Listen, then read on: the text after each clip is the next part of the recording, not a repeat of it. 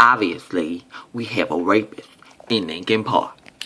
He's climbing in your windows, he's snatching your people up. So you need to hide your kids, hide your wife, hide your kids, hide your wife, and hide your husband. The rape he. In all seriousness, I'm gonna start a blog today.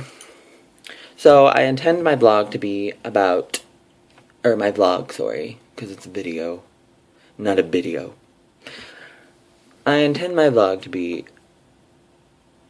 primarily focused on astrology and things like that. Things that the academic society deems as non-useful, non-real, not good. Anyway. So I was thinking about starting my blog off with information on, well, I don't know, I was going to start with Aries, and then go from there.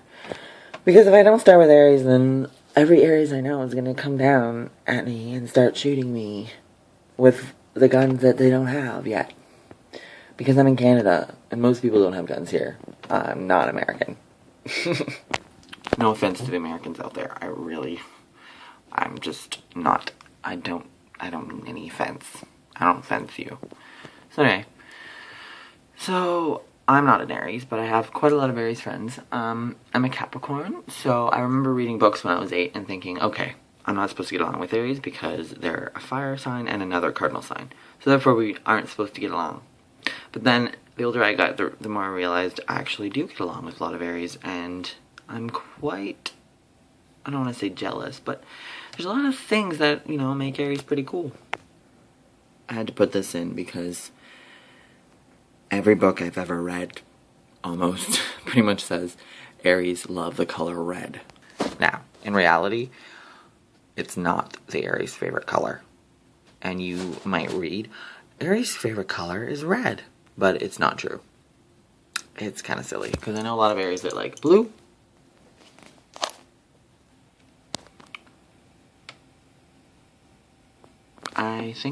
Anyway, now I'm taping. Anyway, so Aries rules, I think I just totally skipped a huge part, and I said a lot of stuff that didn't go on. So anyway, Aries is the beginning of the year, the astrological year anyway, according to Greeks and Romans and everyone. But in reality, Aries is actually the beginning of the zodiac, but you could start from any part of the zodiac and begin it. It actually, I would say it begins the birth section of the zodiac. And Aries rules over the first house. It has a connection with the first house. The first house is primarily interested in personality and new beginnings and the face that you show to the world. Like this. Wow! So anyway, Aries is very strongly associated with that. They like beginnings. They like the thing that starts. When you meet someone, you see their face right away. Because Aries rules the head, Aries rules the eyes, and everything around here. People also say Aries rules the blood, and blood is like a life force. Aries is like a very strong life force. I very much respect Aries because, well, as a Capricorn, as other people I know that have videos on YouTube, they would also agree with me that Aries is kind of like the evolved form of Capricorn because, because Capricorn is also an initiator, but Capricorn stagnates because it's an earth sign, and earth signs tend to not procrastinate, but they tend to have anxiety because of conflicting energies. Fire signs tend to have not conflicting energies. It's a straight arrow. So generally what they want to do, they do. It's more spontaneous, and whereas Capricorns and maybe Tauruses are more